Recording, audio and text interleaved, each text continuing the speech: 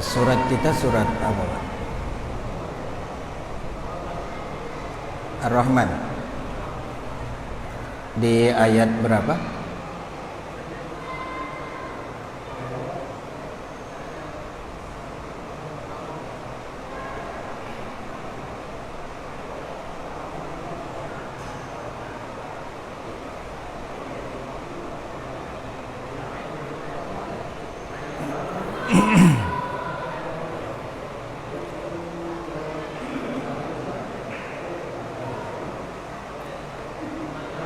Baru satu ain.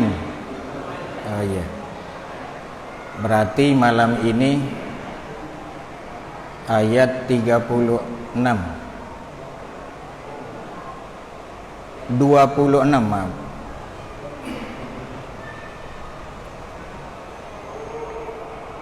Kullu man 'alaiha fan.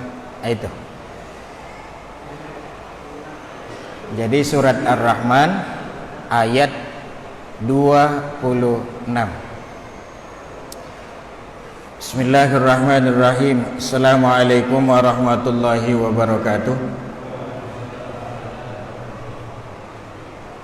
Hadirin jamaah Masjid Al-Ittihad yang sama-sama dimuliakan oleh Allah. Untuk memulai ta'lim kita malam ini, sama-sama kita membaca Ummul Quran. Mohon ridho dan berkah dari Allah atas pertemuan kita pada malam ini. Wa ala kulli niyatin salihah. Al-Fatihah. A'udzu billahi minasy syaithanir rajim. Bismillahirrahmanirrahim. Alhamdulillahi rabbil alamin.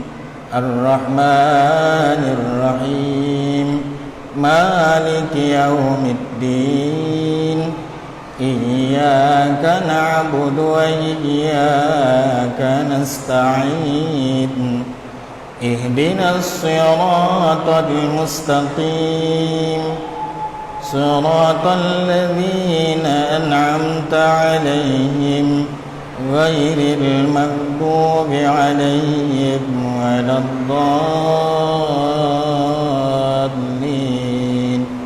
Amin. Kemudian kita mohon kepada Allah, mudah-mudahan kita semua senantiasa diberi sehat oleh Allah, dan juga keluarga kita, kaum muslimin muslimat dimanapun berada. Sekaligus doa kita untuk siapapun yang saat ini lagi kurang sehat, mudah-mudahan kita doakan semoga diangkat Allah sakitnya tanpa meninggalkan bekas. Kiramil Fatihah. A'udzu billahi minasy syaithanir rajim. Bismillahirrahmanirrahim. Alhamdulillahi rabbil alamin. Ar-Rahmanir Rahim. Maliki yaumiddin. Iyyaka na'budu wa iyyaka nasta'in. Ihdinas siratal mustaqim. Siratal ladzina an'amta 'alaihim ghairil maghdubi 'alaihim waladdallin. Amin. Nah, yang terakhir doa kita untuk almarhum almarhumah kita yang mendahului kita kepada Allah dalam keadaan iman. Semoga mereka senantiasa dapat ampunan dari Allah, dilapangkan kuburnya, diluaskan oleh Allah, dijadikan raudhah min riyadil jannah, taman dari sebagian taman-taman surga. Kiramil Fatihah. A'udzu billahi minasy syaithanir rajim. Bismillahirrahmanirrahim. Alhamdulillahi rabbil alamin. Ar-Rahmanir Rahim. Maliki yaumiddin. Iyyaka na'budu wa iyyaka nasta'in. اهدنا الصراط المستقيم صراط الذين أنعمت عليهم غير المغضوب عليهم ولا الضالين آمين. أعوذ بالله من الشيطان الرجيم. بسم الله الرحمن الرحيم. كل من عليها فان ويبقى وجه ربك ذو الجلال والإكرام فبأي آلاء ربكما تكذبان يسأله من في السماوات والأرض كل يوم هو في شأن فبأي آلاء ربكما تكذبان سنفرغ لكم أيها الثقلان فبأي آلاء ربكما تكذبان يا معشر الجن والإنس إن استطعتم أن تنفذوا من أقطار السماوات والأرض فانفذوا لا تنفذون إلا بسلطان فبأي آلاء ربكما تكذبان يرسل عليكما صواعق من نار ونحاس فلا تنتصران فبأي آلاء ربكما تكذبان فإذا انشقت السماء فكانت وردة كالدهان فبأي آلاء ربكما تكذبان فيومئذ لا يسأل عن ذنبه إنس ولا جان فبأي آلاء ربكما تكذبان يعرف المجرمون بسيماهم فيؤخذ بالنواصي والأقدام فبأي آلاء ربكما تكذبان هذه جهنم التي يكذب بها المجرمون يطوفون بينها وبين حميم آن فبأي آلاء ربكما تكذبان صدق الله العظيم.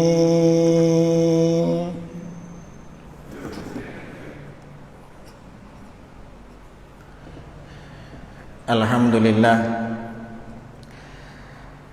Alhamdulillahilladzi arsala rasulahu bil huda wa dinil haqq liyuzhirahu 'alad dini kullihi walau karihal kafirun. Syahadu an la ilaha illallah wahdahu la syarikalah wa asyhadu anna sayyidana wa nabiyyana Muhammadan abduhu wa rasuluh. Allahumma fassalli wa sallim wa barik ala sayyidina Muhammadin wa ala alihi wa ashabihi ajma'in, amma ba'd. Ya ayyuhal hadirun, ittaqullaha haqqa tuqatih wa la tamutunna illa wa antum muslimun. Qad qala Allah ta'ala fil Qur'anil Karim wa huwa asdaqul qailin. A'udzu billahi minasy syaithanir rajim. Bismillahirrahmanirrahim. Tanzilum minar rahmanir rahim. Sadaqallahul azim wa sadaqa rasulun nabiyul karim wa nahnu ala dzalika minasyahidin wa syakirin. Tsumma alhamdulillahi rabbil alamin. Hormat saya untuk pengurus Masjid Al-Ittihad secara keseluruhan,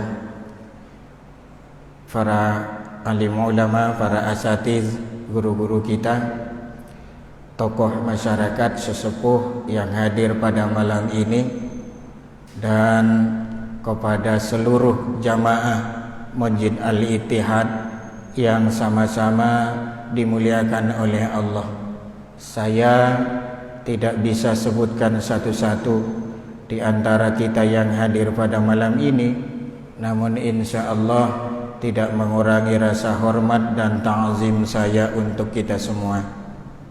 Alhamdulillah, kita bersyukur kepada Allah bahwa di malam ini diberi kita umur panjang, sehat walafiat, juga diberi kita kemudahan dalam melaksanakan ibadah, terkhusus yang barusan kita selesaikan sholat maghrib berjamaah, dilanjut dengan ta'lim ba'da maghrib pada saat ini yang sedang berlangsung.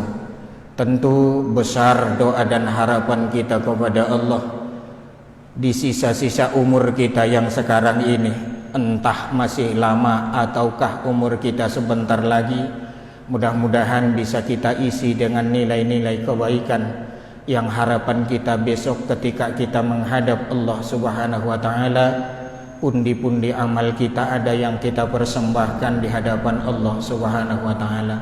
Dan semoga mudah-mudahan akhir dari hidup kita, ending dari hidup kita, penghujung dan akhir hidup kita dalam keadaan husnul khatimah, sebaik-baik akhir kesudahan insyaallah. Lalu kita bersolawat kepada Nabi Muhammad Rasulullah sallallahu alaihi wasallam. Syafaatnya kita harapkan di yaumil akhir atas izin dari Allah Subhanahu wa ta'ala. Saudara-saudara jamaah Masjid Al-Ittihad rahimakumullah, malam ini insya Allah menjadi bahasan kita adalah manusia yang punya nilai tinggi di mata Allah dan Rasulnya. Mudah-mudahan bapak-bapak, saudara-saudara, termasuk kita di dalamnya, bila belum berusaha kita untuk menjadi manusia yang seperti itu di mata Allah dan Rasulnya, insyaallah. Nah, untuk mendapatkan itu amalannya apa?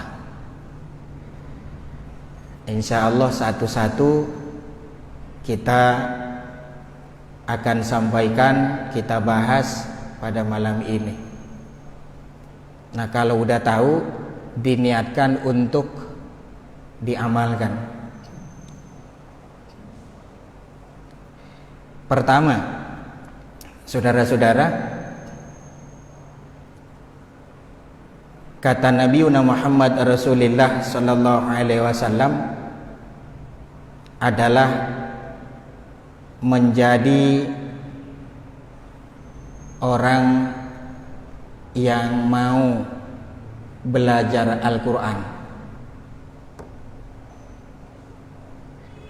Wah, itu nilainya tinggi.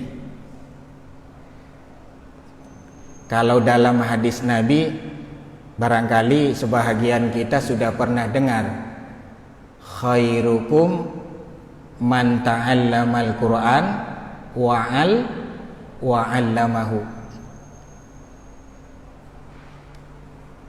Jadi kata Nabi, sebaik-baik kalian adalah orang yang mempelajari Al-Quran. Itu satu tuh.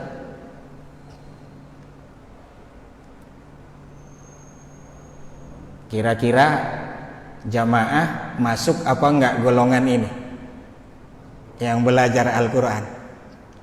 Mudah-mudahan.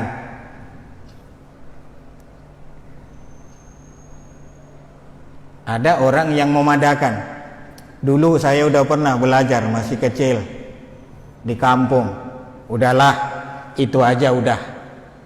Enggak cukup, Pak. Teruslah belajar Al-Quran.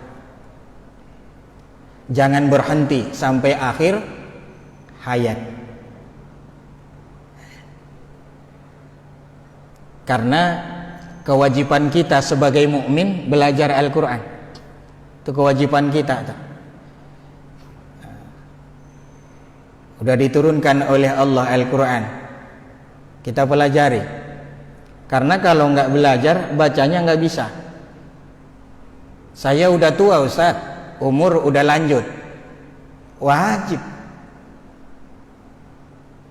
belajar Al-Quran. Pelajarilah. Datangkan guru, datangkan ustaz yang mengerti tentang Al-Quran. Kita bersedih, mulai satu-satu diambil oleh Allah. Terakhir yang kita kenal ahlul Al-Quran, Syekh Ali Jabir. Bahkan rumah-rumah tahfiznya udah di mana-mana.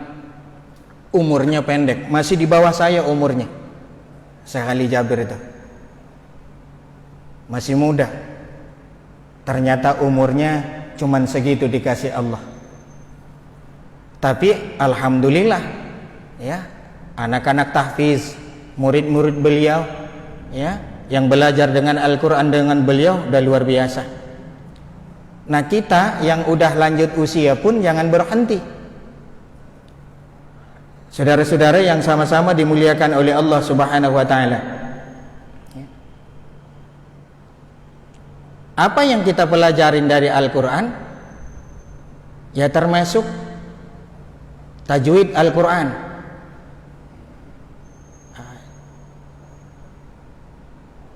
Jadi nggak boleh apa yang saya katakan tadi memadakan apa adanya. Karena Allah sudah kasih tahu di dalam Al-Quran, warattilil Qur'ana tartila. Jadi membaca Al-Quran itu kudu tartil, tajwidnya dipakai.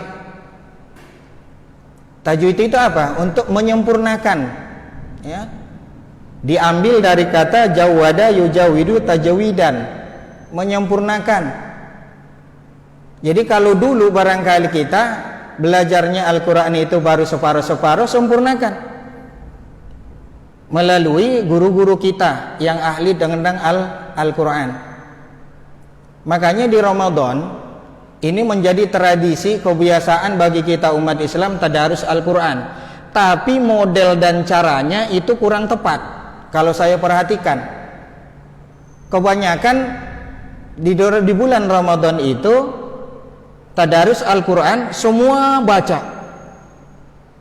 Itu enggak ada yang mentasmi', enggak ada yang mendengarkan, yang meluruskan bacaan kita. Kalau ada 10 orang, 10 sama-sama baca. Ada yang modelnya begitu. Mestinya kalau tadarus Al-Quran, angkat satu di antara kita yang mengerti dan lebih paham tentang Al-Quran untuk meluruskan bacaan kita ketika membaca Al-Quranul Karim. Supaya apa? supaya bacaan kita itu insya Allah sempurna, dalam artian lurus. Kalau ada yang ngajarin, makanya jangan bosan dan jangan berhenti, saudara-saudara, untuk belajar Al-Quranul Karim. Tajwid itu penting.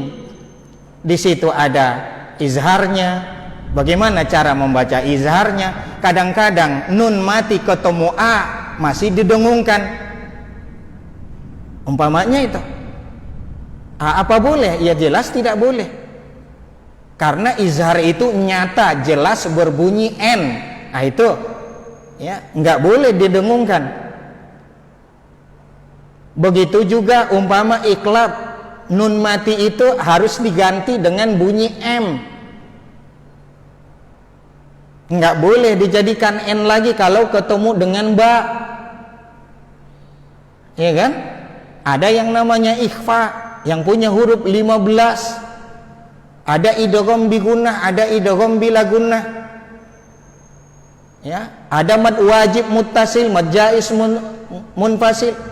Kayak tadi itu di bacaan kita surah Ar-Rahman itu, fabi ayyi ala, mad apa itu? Mad wajib muttasil. Panjangnya beda dengan mad tabi'i atau mad asli. Itu. Kalau mad tabi'i, mad asli panjangnya cuma 2 harakat, 2 ketukan. Ya kan? Nah, kalau disamakan dia udah jelas keliru. Itu. Hal-hal yang seperti itu Bapak-bapak, saudara-saudara, adalah menjadi bahasan di dalam tajwid Al-Quranul Karim. Makanya jangan bosan belajar terus. Udah tua Pak Ustadz, buru-buru belajar yang begituan, ribet dah urusan. Jangan. Sebab apa? Coba kita dengarkan apa yang disebutkan oleh Nabi kita Muhammad sallallahu alaihi wasallam. Al-mahiru bil Quran ma'as safarati al-kirami al-bararati walladhi yaqra'uhu wa yatata'u fihi wa huwa alaihi syakkun lahu ajrani. Seorang yang pandai dalam Al-Quran, kata Nabi, akan bersama dengan para malaikat yang mulia lagi taat. Dan seorang yang membaca Al-Quran dengan tersendat-sendat, terbata-bata, apa kata Nabi Muhammad? Maka bagi mereka itu, kata Nabi, 2 pahala. Jadi orang yang tersendat-sendat, terbata-bata, merasa berat, ya, belajar Al-Qurannya itu, maka dia dapat 2 pahala. Allah Karim. Jadi kalau yang lancar, alhamdulillah, ya. Kata Nabi Muhammad, mereka bersama dengan para malaikat Allah. Ini yang udah lancar-lancar. Yang masih terbata-bata dapat 2 pahala. Itu. Jadi nggak usah berhenti. Bapak, jamaah semua masih ingat yang namanya ulama besar yang awalnya itu dari terbata-bata, namanya Ibnu Hajar. Dia tuh belajar Al-Quran, ya, alif bisa, ba-nya lupa, ba-nya ingat, alifnya lupa lagi. Terus-terusan bertahun-tahun Ibnu Hajar belajar Al-Quran itu seperti itu. Alif bisa, ba-nya lupa, ba-nya ingat, alifnya lupa. Tapi dia tidak putus asa, tidak berhenti. Terus dia belajar Al-Quran. Alhamdulillah. Kalau model begini muridnya, gurunya kita, wassalam mudah. Tapi Ibnu Hajar sebagai murid, dia tidak mau berhenti, dia tidak putus asa. Akhirnya dia melihat batu yang ditetesin air satu-satu. Ibnu Hajar mikir, batu begini keras, ditetesin air yang begitu lembut, batu yang keras ini berlubang, padahal cuman ditetesin air satu-satu. Apalagi saya yang diberi oleh Allah akal dan pikiran. Makanya Ibnu Hajar menjadi ulama besar. Subhanallah. Jadi makanya Bapak saudara-saudara, sekalipun belajar mungkin nggak masuk lagi, ya, teruslah. Dan jangan takut untuk membaca Al-Quran, sekalipun pengetahuan kita tentang tajwid Al-Quran itu belum sempurna. Tapi saudara mau terus belajar. Apabila ada pun yang keliru di dalam bacaan kita, maka tidak dihukum dosa. Kenapa? Karena kita membaca Al-Quran masih sesuai dengan tahapan ilmu pengetahuan yang kita tuntut. Tapi saudara berdosa kalau terus-terusan memadakan apa adanya, nggak mau lagi belajar. Udahlah, itulah, nggak perlu lagi belajar. Terus belajar. Bila mana sudah, tetapi ketika membaca menurut orang yang mengerti bacaan kita itu keliru, maka kita tidak dihukum dosa.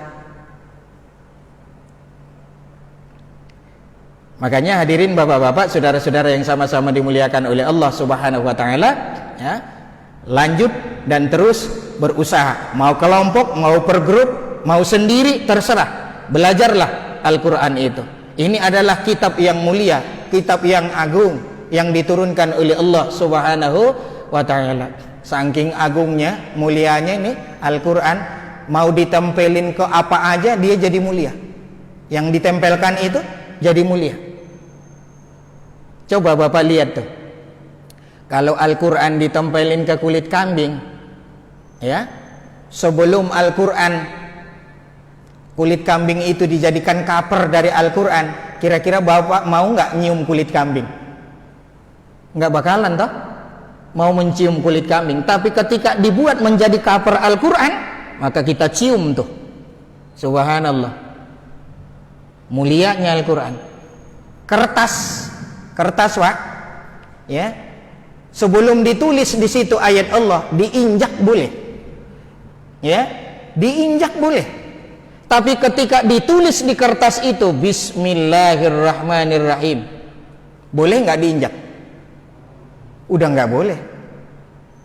Nah, makanya saya ingatkan kembali, ketika Bapak atau saudara menulis surat undangan, hati-hati tuh.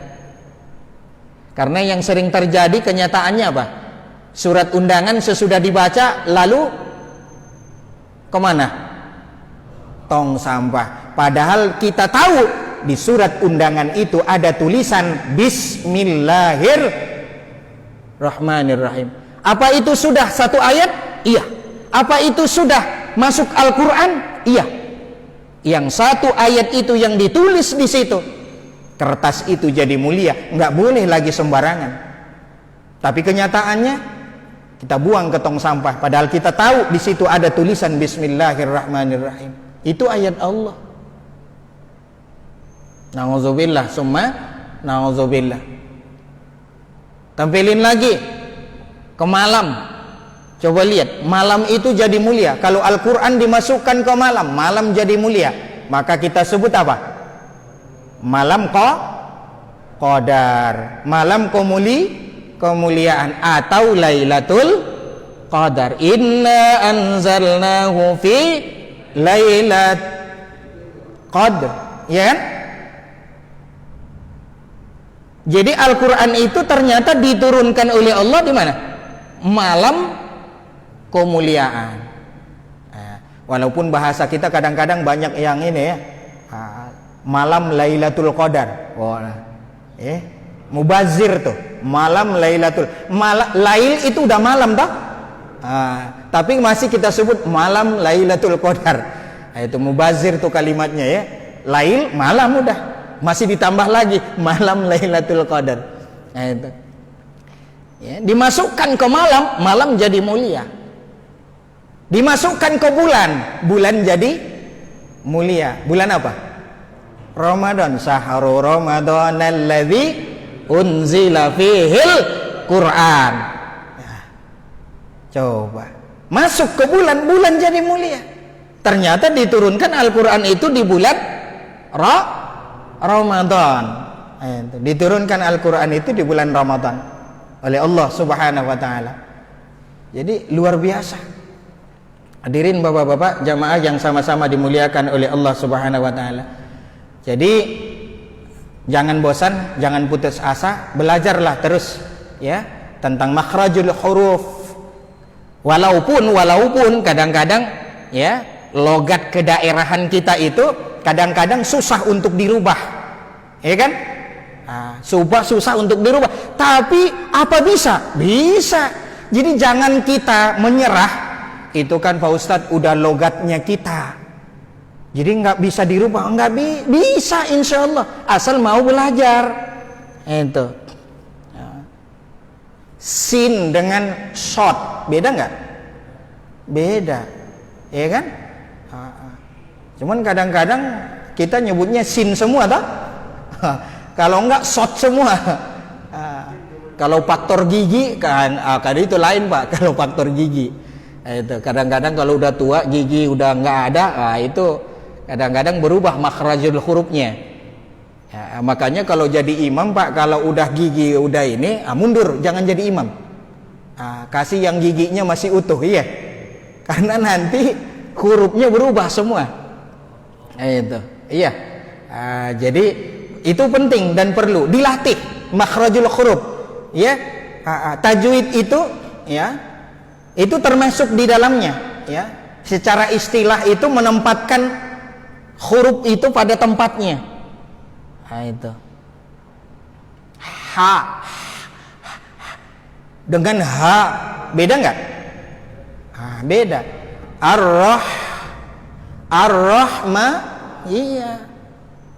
Itu ha kecil ditenggorokan masuk. Jadi kadang-kadang kita ha kecil dengan ha besar sama. Bismillahi, hi-nya besar apa kecil? Besar. Baru Ar-Rahman, Ar-Rahim itu kecil. Ya. Jadi dia masuk huruf halak, huruf tenggorokan. Tempatnya di situ. Jadi ih, ih. Itu. Jadi itu perlu latihan ke guru-guru kita yang paham dengan makhrajul huruf. Bisakah itu berubah? Bisa insya Allah, asal mau belajar. Jadilah orang yang mau belajar tentang Al-Quranul Karim. Bapak-bapak, saudara-saudara yang sama-sama dimuliakan oleh Allah Subhanahu wa Ta'ala, apabila kita mau ya belajar Al-Quranul Karim, tentu banyak yang kita dapat dari Al-Quran, ya. Bapak-bapak, saudara-saudara yang sama-sama dimuliakan oleh Allah Subhanahu wa Ta'ala, tidak hanya sekedar pahala membaca huruf demi huruf, tidak, tetapi ya kita akan mendapatkan ketenangan dari membaca Al-Quran. Kita akan mendapatkan obat dari membaca Al-Quran. Ya, subhanallah. Jadi makanya bapak-bapak, saudara-saudara, jangan berhenti sampai di akhirat besok. Bahkan kata Nabi, Iqra'ul Quran fa innahu ya'ti yaumal qiyamah syafi'an li ashabi. Bacalah Al-Quran karena sesungguhnya ia nanti di hari kiamat akan datang, ya, menjadi syafaat, penolong bagi orang yang menjadikan Al-Quran menjadi sahabatnya. Makanya bapak-bapak, saudara-saudara, baca Al-Quran itu jangan sewaktu-waktu. Ini kadang-kadang baca Quran waktu nikah, waktu apa lagi? Malam Jumat doang, malam yang lain seolah-olah nggak boleh. Apa lagi? Waktu ada yang meninggal, Quran dibacain. Kapan lagi? Iya. Jadi model kita membaca Quran seperti itu. Baca Al-Quran itu kapan saja, di mana saja, ya, asal di tempat-tempat yang diperbolehkan. Ya, dalam kamar mandi jangan, Pak. Itu saking nongkrong, wah, hafalan Al-Quran, jangan, nggak boleh di situ mah, ya.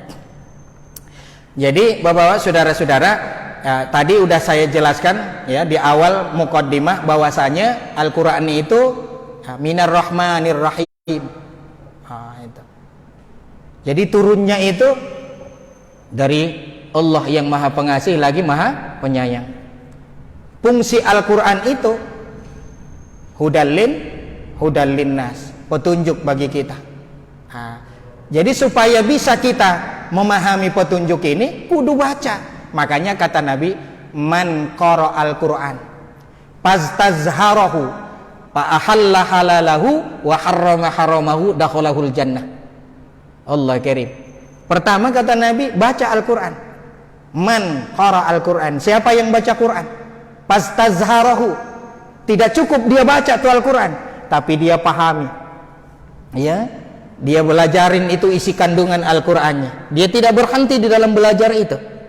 Tapi awalnya qara'a. Makanya surat yang pertama juga turun surat Al-Alaq. Ayat pertama apa? Iqra. Baca. Itu dulu. Supaya menjadi petunjuk harus kita bisa baca. Kita pelajarin tuh. Sesudah itu baru dihayati. Ya, dipahami isi kandungan Al-Qur'an.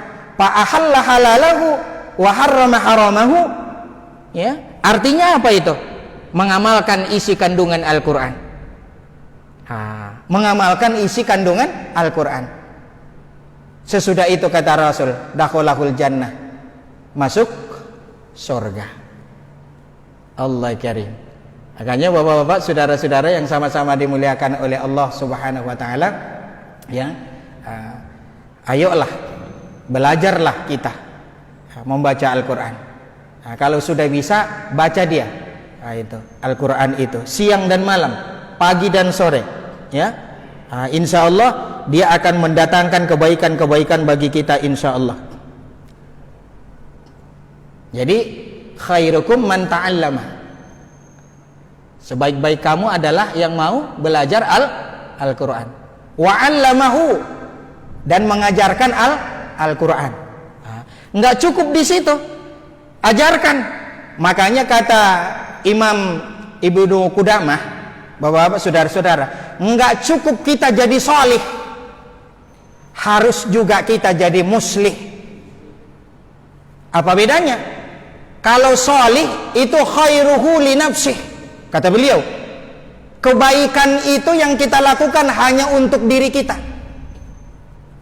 Ini masih banyak kita yang begitu. Yang penting saya sholat saya bagus, zikir saya bagus, anak istri saya nggak sholat, masa bodoh. Keliru. Itu.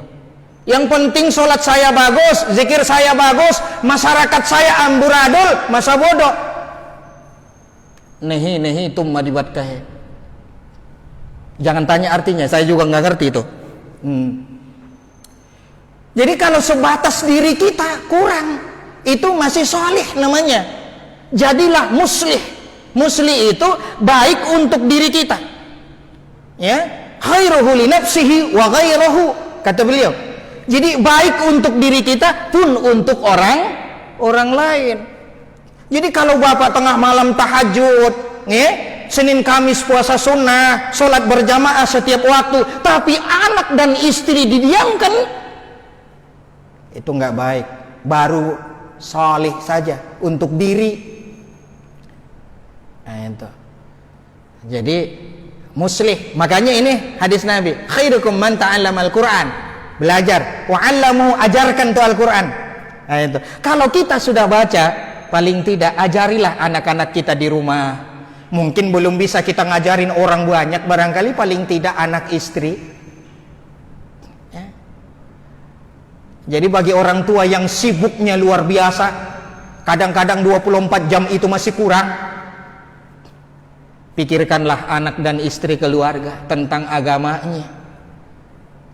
Pernahkah kita luruskan bacaan Al-Qur'annya? Pernahkah kita luruskan sholatnya? Pernahkah kita ajak dia untuk mengabdi kepada Allah? Tengah malam kita bangun, pernahkah kita bangunkan itu keluarga kita? Bisa jadi selama ini kita masih menjadi salih untuk diri kita sendiri. Jadi bapak-bapak, saudara-saudara yang sama-sama dimuliakan oleh Allah Subhanahu wa taala, belajar mengajarkan. Bahkan di dalam satu keterangan dari Nabi kita Muhammad Rasulullah sallallahu alaihi wasallam, kun aliman au muta'alliman, ya, au mustami'an au muhibbatan fala takun khamsan fatuhlik. Itu kata Nabi Muhammad Rasulullah sallallahu alaihi wasallam. Jadi kalau bisa, jadilah engkau, kata Nabi, orang yang berilmu. Kalau enggak, orang yang menuntut ilmu. Kalau enggak, kata Nabi, orang yang mau mendengar, mustami' namanya. Kalau tidak, orang yang menyukai, orang yang berilmu. Jangan jadi orang yang kelima. Berilmu enggak, jadi pelajar tidak. Nah itu, ya. Terus apa lagi? Orang yang mustami', menjadi orang pendengar, ya, orang yang tidak juga. Orang yang cinta terhadap orang yang menuntut ilmu juga tidak. Nah, itu apaan itu kalau udah begitu? Tukang ngaco. Nah itu, ya. Paling tidak itu ada kita di dalamnya tuh. Belajar atau enggak mengajarkan ilmu. Nah, itu. Belajar di situ masuk mustami', pendengar. Ya, seperti malam ini mustami' namanya, pendengar, dan juga termasuk belajar. Nah, itu. Jadi bapak-bapak, saudara-saudara yang sama-sama dimuliakan oleh Allah Subhanahu wa taala, ya. Jadi itu kata Nabi Muhammad Rasulullah SAW, nilai yang tinggi, khairukum man ta'allamul Qur'an wa 'allamahu. Jadi sebaik-baik kamu adalah yang mau belajar Al-Qur'an dan mengajarkan Al-Qur'an. Jadi bapak-bapak, saudara-saudara yang sama-sama dimuliakan oleh Allah Subhanahu wa taala, ya. Lalu yang kedua, ya, sedikit lagi, khairukum ahsanukum qada.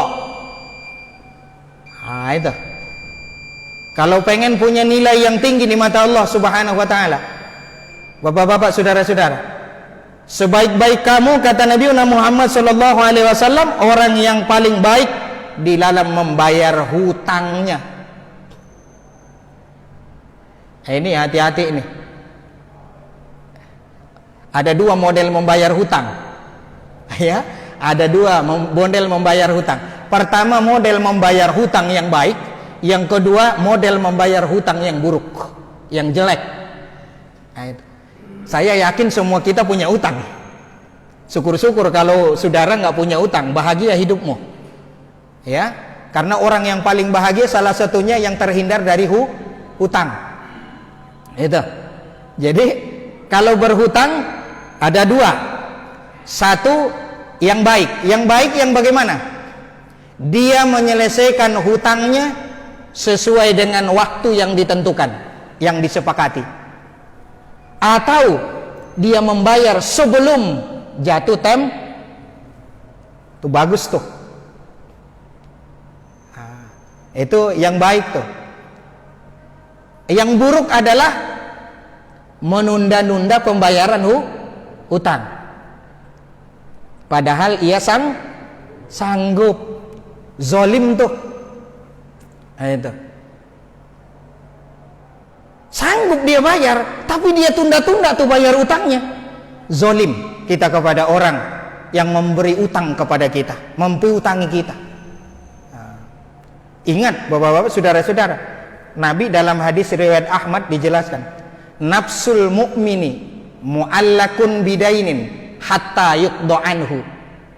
Jiwa seorang mukmin terawang-awang, ya, disebabkan apa? Utangnya, sampai hatta yuqda anhu, sampai dia lunasi utangnya. Makanya bermasalah kalau kita meninggal utangnya belum diselesaikan. Ngeri itu. Apalagi kayak kita kadang-kadang model berhutangnya aneh-aneh. Ngutang ke warung tetangga. Udah tahu modalnya dikit, barangnya dikit, diutangin lagi. Giliran cashnya ke Indomaret, ke Alfamart. Ada nggak yang begitu? Iya. Bukan di sini, bukan tempat lain. Kalau di sini mah insya Allah. Iya, sama tetangga diutangin. Udah modal kecil, barangnya nggak seberapa, tega diutangin, giliran cash dan kontan ke tempat lain. Allah karim. Padahal yang mesti kita tolong duluan siapa? Tetangga kita. Ini kok yang jauh cash dikasih langsung, giliran tetangganya diutangin terus, udah sanggup, padahal kadang udah sanggup bayarnya, kakak dibayarin, walaupun dibayar dicicil lagi. Allah karim. Ini model masyarakat kita sebahagian toh, mestinya tetangga kita itu, kita angkat ekonominya. Kalau kita utangin terus, kapan dia majunya? Terus kita merasa tenang aja, padahal kita utang itu seperak dua perak, pak, utang tetaplah utang. Kalau dia nggak ikhlas, tetap besok ditagih di yaumil qiyamah, pak. Kalau dia nggak ikhlasin itu, muter-muter kita besok di akhirat. Walaupun kita dekat dengan dia, nggak dikasih lihat oleh Allah Subhanahu Wa Taala sebagai azab bagi kita besok di yaumil qiyamah. Untuk bayar utang. Jadi hati-hati bapak-bapak, saudara-saudara, na'udzubillah summa na'udzubillah. Bahkan kata Nabi Muhammad Rasulullah sallallahu alaihi wasallam, orang yang mati syahid pun diampuni seluruh dosanya, kata Nabi, kecuali utang. Hati-hati itu. Ini kadang-kadang kita anggap sepele aja, hal kecil utang itu. Jangan. Itu permasalahan besar bapak-bapak, saudara-saudara. Makanya kata Nabi Muhammad sallallahu alaihi wasallam, syarat untuk masuk surga pun, itu dia tuh. Untuk masuk surga pun itu berkaitan dengan hutang. Coba kita dengarin apa kata Nabi Muhammad Rasulullah sallallahu alaihi wasallam. Di dalam hadis yang diriwayatkan oleh Imam Tirmizi dan Ibnu Majah, apabila ruh telah berpisah dari jasad alias meninggal dunia, sedang ia terbebas dari 3 hal. Apa itu? Pertama, terbebas dari sombong. Kedua, terbebas dari gulul. Gulul itu apa? Harta rampasan, harta curian. Itu. Bapak, berapa yang udah dicuri uang orang lain? Berapa orang yang kita tipu? Umpamanya itu. Gulul itu, yang gitu korupsi masuk gulul, itu ya. Dia terbebas dari itu, lalu terbebas, kata Nabi Muhammad Rasulullah, dari utang, maka niscaya ia masuk surga. Sombong, gulul, utang. Ayo, kalau mau masuk surga tuh bebasin dari situ tuh. Nggak masuk surga berarti kalau sombong ada, gululnya, gulul apalagi yang diambil tuh banyak. Di kita aja masalah, apalagi banyak, pak. Enggak cuma 1M, 2M, 3M. Umpamanya tuh yang diambil, bagaimana itu urusan? Itu utang. Itu. Kalau nggak bebas dari itu, terhambat masuk surganya. Itu padahal udah pengen banget masuk surga. Allah, ternyata masih ada sangkutan. Itu. Makanya selalu saya ingatkan, pak, kalau ada saudara kita yang meninggal dunia ini, selalu saya ingatkan, utangnya seperak 2 perak, udah. Diwariskan? Iya, kalau anaknya mau, pak. Lawang sekarang ini anaknya aja ayahnya aja dan ibunya diseret ke pengadilan. Iya, dituntut. Allah karim, masih hidup orang tuanya dituntut ke pengadilan sama anak kandungnya. Apalagi udah mati. Orang begini mah masa bodoh. Itu mau utang dia dulu, nggak utang saya, begitu. Nauzubillah ya, pak ya. Ya mudah-mudahan jangan sampai anak-anak kita yang seperti itu mah. Kalau kita melihat yang sekarang itu miris ngelihatnya, masih hidup tuh orang tua. Diseret-seret ke pengadilan, dituntut, orang tua udah tua. Allah karim. Nauzubillah, semua nauzubillah. Jadi hati-hati kita dengan ini, dengan utang piutang ini ya, pak ya. Mudah-mudahan kita dibebaskan oleh Allah, mudah-mudahan dari utang. apalagi yang kategorinya melilit. Wah, itu bahaya tuh kalau udah terlilit, ya. Nah, yang terakhir saya bacakan nih hadis Nabi Muhammad Rasulullah sallallahu alaihi wasallam, diriwayatkan oleh hadis Ibnu Majah. Siapa saja yang berutang sedang ia berniat tidak melunasi utangnya, maka ia akan bertemu Allah sebagai seorang pencuri. Jadi jangan sampai ada niat untuk tidak membayar utang kita. Apalagi mencari tempat utangan untuk tidak dibayar. Ada yang begitu itu. Memang mencari tempat utangan supaya bisa nggak dibayar gitu. Kalau di sini nanti udah utang, pindah lagi, cari lagi tempat lain untuk ngutang lagi. Nah, yang itu belum dibayar, cari lagi tempat yang lain untuk ngutang lagi, muter. Kalau di situ nanti udah full utang, pindah. Nauzubillah summa nauzubillah. Padahal risikonya tinggi, Bapak saudara-saudara, ya. Jadi sedikit atau banyak, ya, itu tetap utang, maka berusaha kita untuk melunasinya. Bukan tidak boleh berhutang, berhati-hatilah kita terhadap hutang, karena ia bisa menghalangi kita masuk ke dalam surganya Allah Subhanahu wa ta'ala. Inilah kajian kita pada malam ini. Sebetulnya baru 2 hal, ya, yang mendapat nilai yang baik itu tadi, khairukum man ta'allamal Qur'an wa 'allamahu. Yang kedua apa? Ya, bayar utang. Yang baik itu membayar utang bagaimana tadi, Pak? Sesuai waktu. Kalau bisa sebelum waktunya udah dibayar duluan. Nah, itu mantap tuh. Nah, itu orang yang baik dalam pembayaran utang. Nah, itu. Jadi insya Allah di lain waktu, di lain kesempatan kita jelaskan tambahan-tambahan berikutnya insya Allah. Kurang lebihnya mohon maaf bila ada tutur ya bahasa yang kurang berkenan. Kita tutup dengan doa kafaratul majelis. Subhanakallahumma bihamdika asyhadu an la ilaha illa anta astaghfiruka wa atubu ilaik. Assalamualaikum warahmatullahi wabarakatuh.